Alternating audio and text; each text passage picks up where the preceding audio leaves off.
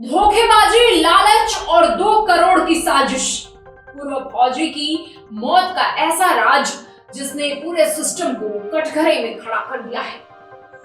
वो कहते हैं ना कि जंग के मैदान में दुश्मन सामने खड़ा होता है, लेकिन अगर वही दुश्मन घर के अंदर बैठा हो तो क्या होता है। अगर भरोसा ही हथियार बन जाए, अगर दोस्ती सौदे में बदल जाए और अगर रिश्तों की कीमत 2 करोड़ रुपए तय कर दी जाए तो क्या बचता है फिर। नमस्कार, मैं हूं सोनू राय और आज की इस तहलका एक्सप्लेनर में हम बात करेंगे कर्नाटक के बेलगावी से सामने आए उस सनसनीखेज मामले की, जिसने सिर्फ एक हत्या का राज नहीं खोला बल्कि भरोसे, रिश्तों और सिस्टम की साख पर भी सवाल खड़े कर दिए हैं। यह कहानी है एक पूर्व सैनिक की, उस इंसान की जिसने 17 साल तक देश की सेवा की, लेकिन पुलिस का दावा है कि अपनी जिंदगी की सबसे बड़ी लड़ाई वो अपने ही घर के भीतर हार गए। एक हादसा या मौत की शुरुआत जो पहली बनी हुई है उसको समझिए। 13 मार्च 2026 बेलगावी जिले का एक सामान्य दिन, बिल्कुल आम सा।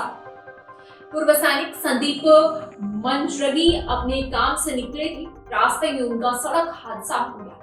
लोग मदद के लिए दौड़े, अस्पताल पहुंचाया गया। परिवार को लगा कि मामूली चोट है, कुछ दिनों बाद सब कुछ ठीक हो जाएगा, लेकिन किसी को क्या ही पता था कि असली खतरा सड़क पर नहीं, अस्पताल के कमरे में उनका इंतजार कर रहा है। जिस सलाइन से जिंदगी मिलनी थी, सलाइन वाटर चढ़ता है ना, जिस सलाइन से जिंदगी मिलनी थी, अस्पताल में इलाज शुरू हुआ, सलाइन चढ़ाई जा रही थी, डॉक्टर अपना काम कर रहे थे, पर पुलिस जांच के मुताबिक उसी सलाइन की बोतल में मौत घोल दी गई थी।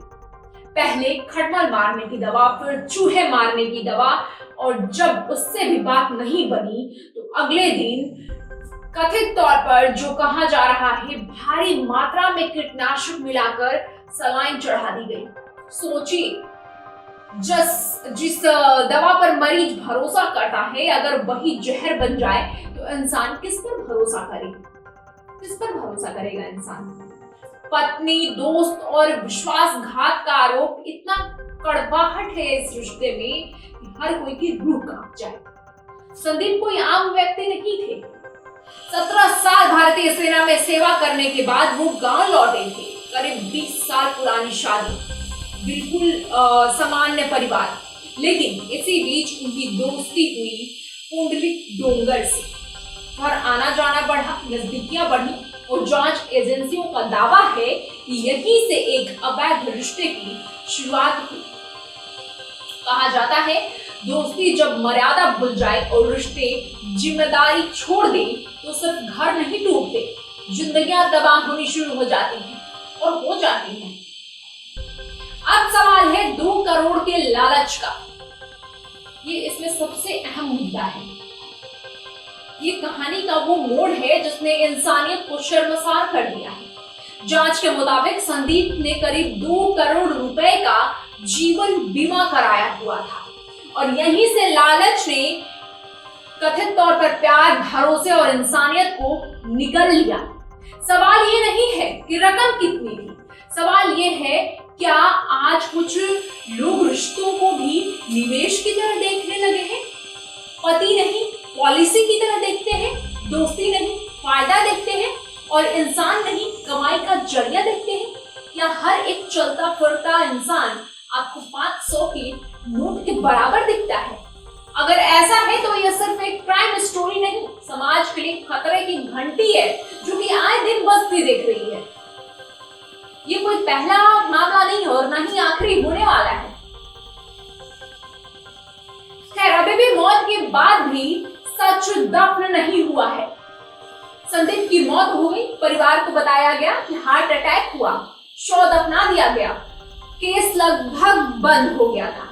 सबको लगा कहानी खत्म हो गई, लेकिन सच की एक अजीब आदत होती है, वो कब्र में ज्यादा दिनों तक दफन नहीं रहता, वो आता है, सामने आता है सच और बेहद मजबूती के साथ आता है। देखिए इस कहानी में क्या हुआ था। माँ के सामने राज खुला। पुलिस जांच के अनुसार आरोपियों के बीच विवाद शुरू हुआ। बीमा की रकम के बंटवारे को लेकर तनाव बढ़ा और फिर कुछ बातें बाहर आने लगी। कथित तौर पर सुमा ने अपनी मां को पूरी कहानी बता दी। यहीं से वो दरार पैदा हुई जिसने पूरे षड्यंत्र की दीवार गिरा दी।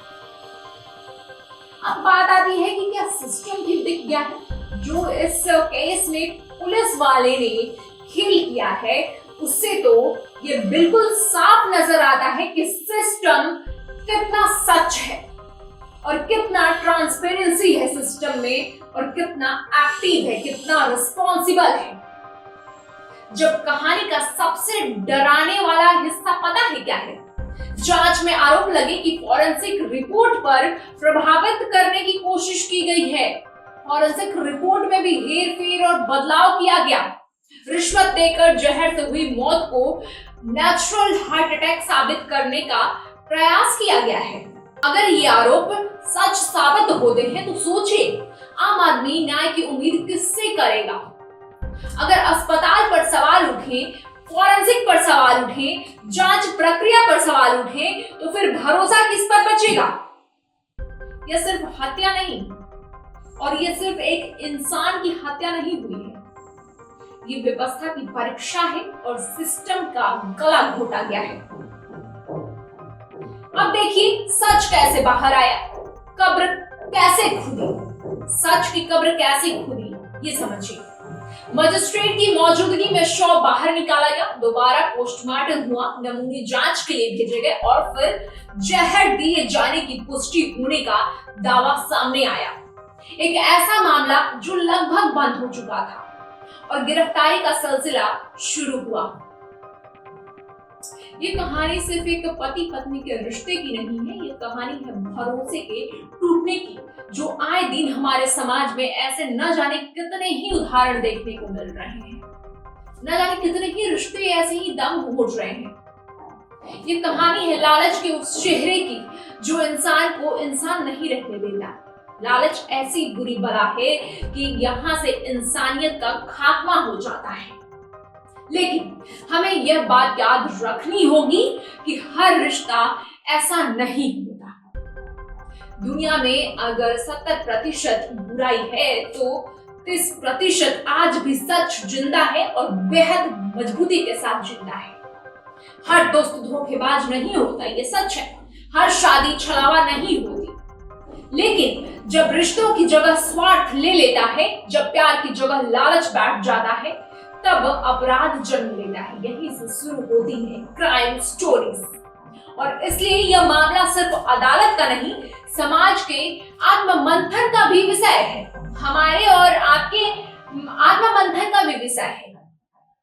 हालांकि फिलहाल पुलिस जांच कर रही है मामले की और अदालत में सुनवाई हो रही है और होगी, और अंतिम सच वही होगा। हम आशा करते हैं कि अंतिम सच वही होना चाहिए जो कानून की कसौटी पर साबित होगा। लेकिन एक सवाल हम सबके लिए छोड़ जाता है ये केस।